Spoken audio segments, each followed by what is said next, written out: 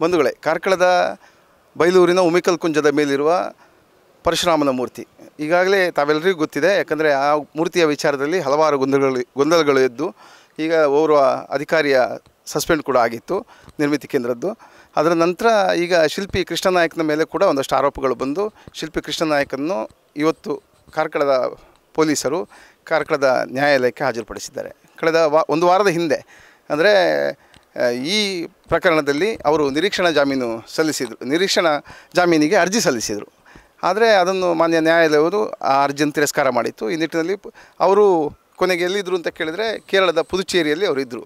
ಇದರ ಮಾಹಿತಿ ತಿಳಿದ ಪೊಲೀಸರು ಅವರನ್ನು ಬೆನ್ನಟ್ಟಿ ಅವರನ್ನು ಕರ್ಕೊಂಡ್ಬಂದು ಈಗ ಕಾರ್ಕಳದ ನ್ಯಾಯಾಲಯದಲ್ಲಿ ಅವರು ಈಗ ಮಾನ್ಯ ನ್ಯಾಯಾಧೀಶರ ಎದುರು ಅವರನ್ನು ಪ್ರೊಡ್ಯೂಸ್ ಮಾಡಿದ್ದಾರೆ. ಅದರ ಬಳಿಕ ಮಾನ್ಯ ನ್ಯಾಯಾಲಯವು ಅವರಿಗೆ 7 ದಿನಗಳ ಪೊಲೀಸ್ ಕಸ್ಟಡಿ ವಿಧಿಸಿದೆ. ಈಗ ಈ ವಿಚಾರದಲ್ಲಿ ಅವರ ವಕೀಲರಾದ ದಿನೇಶ್ ಹೆಗಡೆ ಉಳೆಪಾಡಿ ಅವರು ಒಂದಷ್ಟು ಮಾಹಿತಿ ನೀಡ್ತಾರೆ. ಅದೇನು ಅಂತ ಕೇಳೋಣ ನಾವು. ವಕೀಲರೇ ನಮಸ್ಕಾರ. ನೋಡಿ, ಇವತ್ತೀಗ ನಮ್ಮ ಶಿಲ್ಪಿ ಕೃಷ್ಣನಾಯಕನನ್ನು ಬಂಧನ ಮಾಡಿ ಪೊಲೀಸರು ನ್ಯಾಯಾಲಯಕ್ಕೆ ಹಾಜರುಪಡಿಸಿದ್ದಾರೆ. ಇದು ಯಾತಕ್ಕಾಗಿ? ನೋಡಿ, ಈಗ ಕಾರ್ಕಳ ಪೊಲೀಸ್ ಸ್ಟೇಷನಲ್ಲಿ ನಿಮಗೆ ಗೊತ್ತಿದ್ದಾಗೆ ಈ ಸ್ಥಳೀಯರಾದಂಥ ಕೃಷ್ಣ ಶೆಟ್ಟಿ ಅನ್ನೋರು ಒಂದು ಪ್ರಕರಣ ದಾಖಲಿಸಿದ್ದಾರೆ. ಅವರ ಪ್ರಕರಣ ಏನಂದರೆ ಒಂದು GST ಫ್ರಾಡ್ ಆಗಿದೆ ಅನ್ನೋದು, ಇನ್ನೊಂದು ಅವರ ಕೆಲಸವನ್ನು ಪೂರ್ಣಗೊಳಿಸಿಲ್ಲ ಅನ್ನೋ ವಿಚಾರದಲ್ಲಿ. ಆ ಬಗ್ಗೆ ಹಲವಾರು ನ್ಯಾಯಾಲಯ ಪ್ರಕ್ರಿಯೆ ಆಗಿದೆ, ಜಾಮೀನು ಅರ್ಜಿ ವಿಚಾರ ಎಲ್ಲ ಆಗಿದೆ. ಈ ಕೇಸ್ನಲ್ಲಿ ಏನು ಹೇಳ್ತಾರೆ ಅಂದರೆ, ಕೃಷ್ಣನಾಯಕನವರು ನಿರ್ಮಿತಿ ಕೇಂದ್ರದಿಂದ 1,25,00,000 ಪಡ್ಕೊಂಡಿದ್ದಾರೆ, ಕೆಲಸವನ್ನು ಪೂರ್ಣಗೊಳಿಸಿಲ್ಲ ಅನ್ನೋದು. ಆದರೆ ಈ ನಿರ್ಮಿತಿ ಕೇಂದ್ರ ಅನ್ನೋದು ಏನಿದೆ ಅದು ಒಂದು ಸರ್ಕಾರದಿಂದ ನೋಂದಾಯಿಸಲ್ಪಟ್ಟಂಥ, ಅಂದರೆ ಸೊಸೈಟಿ ರಿಜಿಸ್ಟ್ರೇಷನ್ ಆ್ಯಕ್ಟ್ ಏನಿದೆ ಅದರ ಅಡಿಯಲ್ಲಿ ನೋಂದಾಯಿಸಲ್ಪಟ್ಟಂಥ ಒಂದು ಸಂಸ್ಥೆ. ಒಂದು ಎರಡನೇದಾಗಿ ಈ ಪರಶುರಾಮ ಮೂರ್ತಿ ಅನ್ನೋದೇನಿದೆ ಇದರ ಬಗ್ಗೆ ಸ್ಪಷ್ಟಪಡಿಸೋದಿದ್ರೆ, ಪರಶುರಾಮ ಮೂರ್ತಿಯನ್ನು ಅದು ಕೇವಲ ಮೂರ್ತಿಗೆ ಸಂಬಂಧಪಟ್ಟ ಮಾತ್ರ ಕೆಲಸ, ಕಾಮಗಾರಿ ಅಲ್ಲ. ಪರಶುರಾಮ ಒಂದು ಇಡೀ ಆ ಪ್ರಾಜೆಕ್ಟ್ ಏನಿದೆ ಒಟ್ಟು 14 ಕೋಟಿಯ ಪ್ರಾಜೆಕ್ಟ್. ಅದು 14 ಕೋಟಿಯ ಪ್ರಾಜೆಕ್ಟ್. 14 ಕೋಟಿಯಲ್ಲಿ ಬೇರೆ ಬೇರೆ ಕೆಲಸಗಳಿದೆ. ಅದರಲ್ಲಿ 11 ಕೋಟಿ ಸಂಪೂರ್ಣಗೊಂಡಿದೆ, ಪೂರ್ಣಗೊಂಡಿದೆ. ಆದರೆ 11 ಕೋಟಿಯ ಯಾವುದೇ ಒಂದು ಸರ್ಕಾರದ ಪ್ರಕ್ರಿಯೆ ನಿರ್ಮಿತಿ ಕೇಂದ್ರಕ್ಕೆ ಕೊಡುವ ಸಿಸ್ಟಮ್ ಏನಂದರೆ, ಸಾಮಾನ್ಯವಾಗಿ ಟೆಂಡರ್ ಮೇಲೆ ಕೊಡುವಂಥದ್ದು ಖಾಸಗಿ ವ್ಯಕ್ತಿಗಳಿಗೆ. ಈ ರಿಜಿಸ್ಟರ್ಡ್ ಸಂಸ್ಥೆ ಅಂತ ಏನಿದೆ, ಆದರೆ ಇದೊಂದು ಕೇಂದ್ರ ಸರ್ಕಾರದ ಒಂದು ಇದರ ಪ್ಲ್ಯಾನಿಂಗ್ ಮುಖಾಂತರ ಬಂದಂಥ ವಿಚಾರ. ಅಲ್ಲಿ ಸರ್ಕಾರದ ಕಾರ್ಯಕ್ರಮಗಳನ್ನು ಈ PW ಯಾರದು ಕಾಂಟ್ರಾಕ್ಟರಿಗೆ ಕೊಡುವ ಬದಲು ಯಾವುದೋ ಒಂದು ನೋಂದಾಯಿತ ಸಂಸ್ಥೆಗಳ ಮೂಲಕ ಕಡಿಮೆ ಖರ್ಚಿನಲ್ಲಿ ಮಾಡಿದಂಥ ಸಂಸ್ಥೆಯೇ ಈ ನಿರ್ಮಿತಿ ಕೇಂದ್ರ ರಾಜ್ಯದ ವಿವಿಧ ಜಿಲ್ಲಾ ಕೇಂದ್ರಗಳಲ್ಲಿದೆ. ಈ ನಿರ್ಮಿತಿ ಕೇಂದ್ರಕ್ಕೆ 2019ರಲ್ಲಿ ಒಂದು ನಮ್ಮ ಪ್ರವಾಸೋದ್ಯಮ ಇಲಾಖೆ ಈ ಕೆಲಸವನ್ನು ಮಾಡಿ ಅಂತ ಹೇಳುತ್ತೆ. ಮಾಡುವಾಗ ಯಾವುದೇ ಇಂಥ ಕಾರ್ಯಕ್ರಮವನ್ನು, ಈ ಒಂದು ಕಾಮಗಾರಿಯನ್ನು ಕೊಡುವಾಗ ಅದರ ಪೂರ್ವದಲ್ಲಿ ಪೂರ್ಣ ಹಣ ಏನಿದೆ ಪ್ರಾಜೆಕ್ಟ್ ರಿಪೋರ್ಟಲ್ಲಿ ಅದನ್ನು ಡಿಪಾಸಿಟ್ ಇಡಬೇಕು. ಡಿಪಾಸಿಟ್ ಇಟ್ಟ ಮೇಲೆ ಅದನ್ನು DC ಅಧ್ಯಕ್ಷತೆಯಲ್ಲಿ ಎಷ್ಟು ಕಾಮಗಾರಿ ಪೂರ್ಣಗೊಂಡಿದೆ ಅದರ ಹಿನ್ನೆಲೆಯಲ್ಲಿ ರಿಲೀಸ್ ಮಾಡ್ತಾ ಬರಬೇಕು. ಆದರೆ ಈ 14 ಕೋಟಿಯ ಏನೋ ಒಂದು ಪ್ರಾಜೆಕ್ಟ್ ಇದೆ, ಆ ಪ್ರಾಜೆಕ್ಟಿನಲ್ಲಿ ಪ್ರವಾಸೋದ್ಯಮ ಮೊದಲು ಆಯ್ಕೆ ಮಾಡೋದು 2 ಕೋಟಿಯ ಪ್ರಾಜೆಕ್ಟನ್ನು. 2 ಕೋಟಿ ಅದು ಯಾವುದೇ ಟಾಯ್ಲೆಟ್, ರಸ್ತೆ ಇಂಥದ್ದು.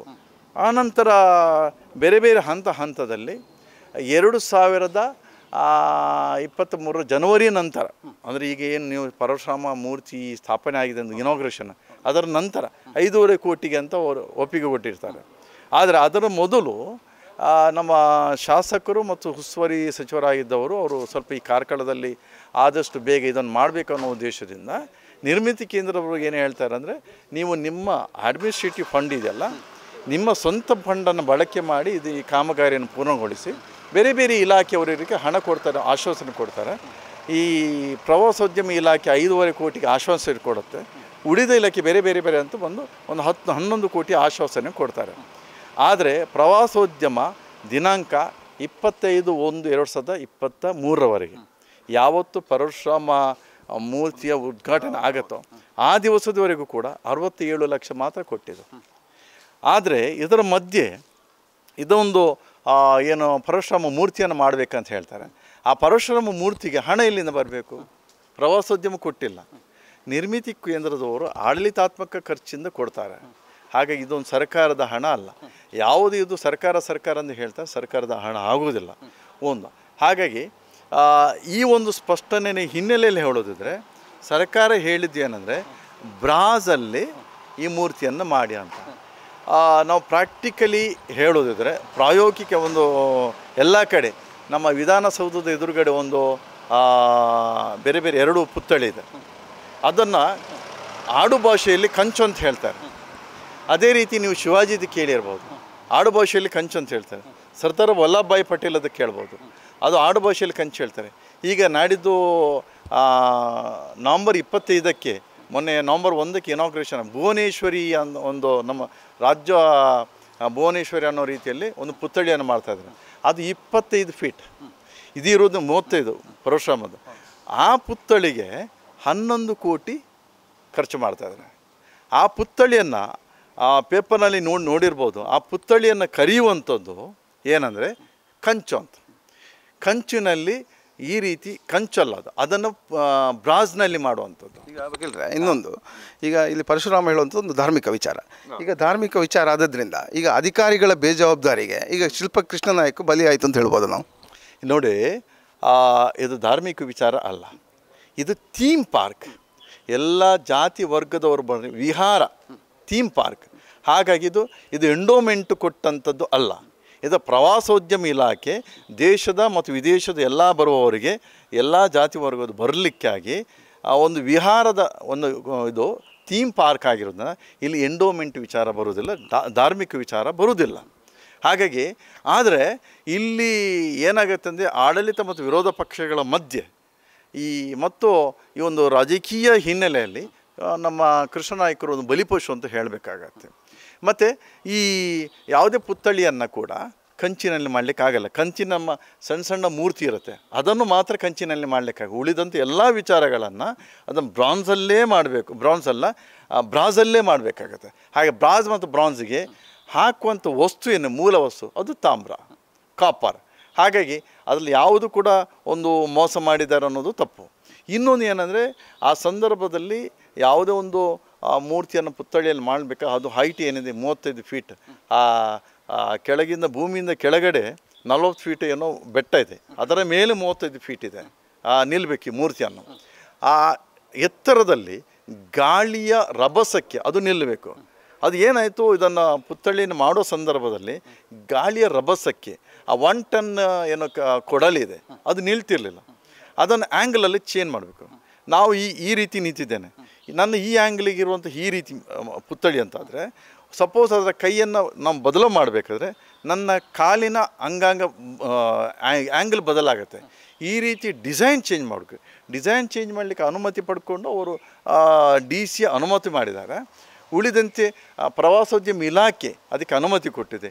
ಎಲ್ಲರೂ ಕೊಟ್ಟಾಗ ಯಾರು ಅದನ್ನು ವರ್ಕನ್ನು ಕೊಟ್ಟಿದ್ದಾರೆ ಅವರೆಲ್ಲ ಒಪ್ಪಿದ ಮೇಲೆ ಸಾರ್ವಜನಿಕರು ಯಾರೋ ಬಂದು ಇಲ್ಲಿ ಭ್ರಷ್ಟಾಚಾರ ಆಗಿದೆ ಹೇಳುವಂಥ ವಿಚಾರದಲ್ಲಿ ಪೊಲೀಸರು ಇನ್ವೆಸ್ಟಿಗೇಷನ್ ಮಾಡ್ತಾಯಿದ್ದಾರೆ. ಅದು ಏನಿದ್ರೂ ಕೂಡ ಇನ್ನು ಭವಿಷ್ಯತ್ತಿನಲ್ಲಿ ಅದರ ಬಗ್ಗೆ ನಾವು ಸಾಕ್ಷ್ಯಗಳನ್ನು ಒದಗಿಸಬೇಕು. ಆ ಹಿನ್ನೆಲೆ ನಾವು ಫೈಟ್ ಮಾಡ್ತೇವೆ. ಈಗ ನ್ಯಾಯಾಲಯ ಪೊಲೀಸ್ ಕಸ್ಟಡಿ 7 ದಿನಗಳ ಪೊಲೀಸ್ ಕಸ್ಟಡಿ ಕೊಟ್ಟಿದೆ.